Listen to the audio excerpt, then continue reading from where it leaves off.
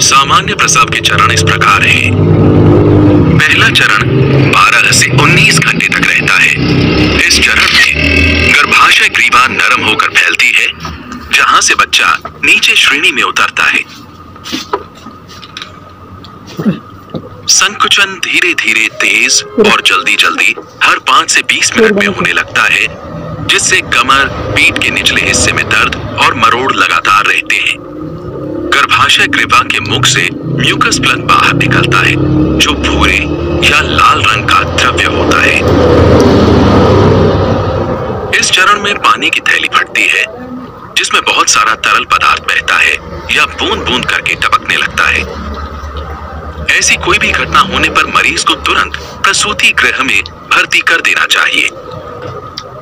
दूसरा चरण। प्रसव का दूसरा चरण 20 मिनट से 2 घंटे तक चल सकता है। गर्भाशय ग्रीवा पूरी तरह से 10 सेंटीमीटर तक फैल जाती है और गर्भाशय ग्रीवा के मुख से बच्चे का सिर बाहर जन्म नली में आने लगता है। संकुचन होने पर मां को जोर लगाने और संकुचनों के बीच में आराम करने के लिए प्रोत्साहित किया जाता है। सामान्य प्रसव में बच्चे का सिर मां के निचली भाग की तरफ घूम जाता है।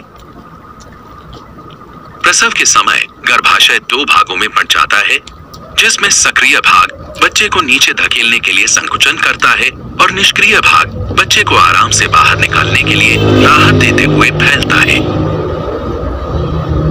बच्चे के सिर का ऊपरी भाग देखने को क्राउनिंग कहते हैं। इस चरण में एपिसियोटमी यानी शल्य चिकित्सा चीरा किया जा सकता है। इसमें बच्चे के प्रसव के लिए योनि में छेद और गूदा के बीच की त्वचा पर चीरा लगाया जाता है।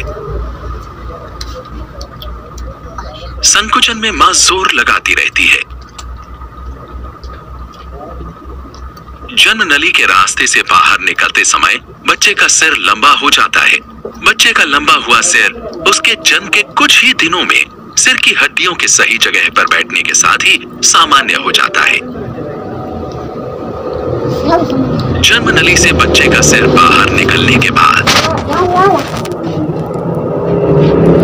सिर और कंधे घूमना शुरू कर देते हैं, जिससे कंधों को जन्म नली से बाहर निकलने में आसानी हो जाए। मां की श्रोणी के अनुसार बच्चे के कंधे एक एक करके बाहर निकलते हैं।